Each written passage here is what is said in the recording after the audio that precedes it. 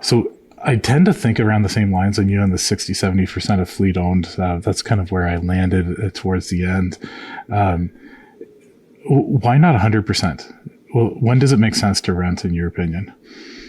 I think the reason that you can't do 100% is because equipment assets don't have a 1-year payback. Like you go out and buy a piece of equipment and you finance it, assuming you're buying new, you're not paying for that asset for a considerable amount of time, 3 to 7 year finance terms. So if you say, I'm going to go buy 100% of the equipment and you think you've talked yourself into, I have a good handle on what my backlog looks like for more than 18 months, you're lying, right? Yeah. So there's just a level of security that comes from, if I miss, I got some room, right? Yep. So I think owning 100 is just so hard unless you are, and even the big companies don't do this, but if you had, hey, I just won this one job, it's going to basically be my entire company for 5 years. Well, that's a different story. Like, let's go figure out how to buy the pieces of equipment for that one job that's going to last 5 years. I think I also would say, when it comes to equipment and when would it make sense to own more? I think it does depend a little bit about your fleet. So my experience is utilization can be much lower on some of the smaller equipment. Mm-hmm. So skid steers, for example, utilization can be a lot lower and it matches the rental houses. So you can maybe make an argument if you were only running smaller equipment, you could have a greater percentage that was owned by the company. My rebuttal would be, if rental houses are charging you more for those pieces of equipment and people are willing to pay it, it's because generally speaking, they're lower utilized, right? Yeah. So, you could argue that because they're lower utilized, you can get away with your own being lower utilized, but just make sure you don't have a bias in your calculations when you say, I'm going to use this skid steer for 800 hours in a year, because that's probably not realistic. It's just not what happens.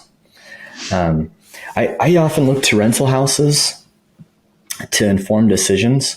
What I mean by that is, if rental houses, whether it's a, United or Sun State or whatever, these large multi-state, multinational firms, yep, their sole business is renting equipment.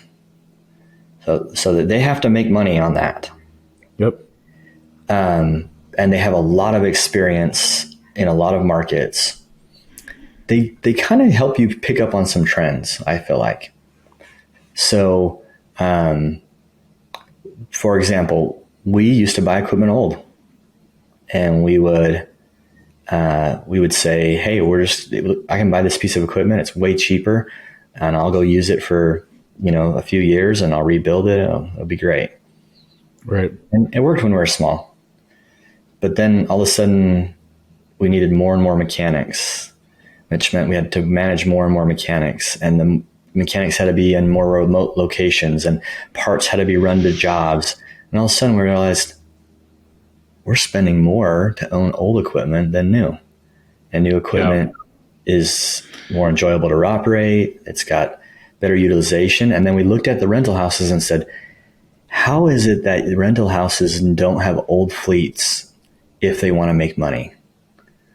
Right. There might be something to this. There might be something to it. And actually, we did a study on this.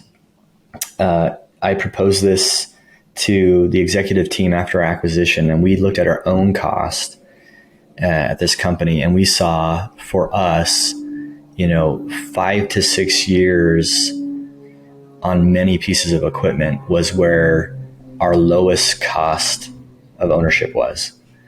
After 5 to 6 years, that ownership cost started to creep up.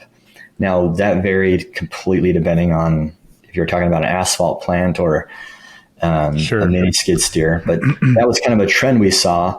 And it's funny. And then I took that and I said, let's go back and let's look at when are Sun States and Uniteds and Cat dealers selling equipment. And you're like, their rental fleet's kind of 6 to 7 years on a lot of equipment. Some's, shorter, the smaller equipment. Yeah, some's 3 to 4. Yeah. The little, yeah.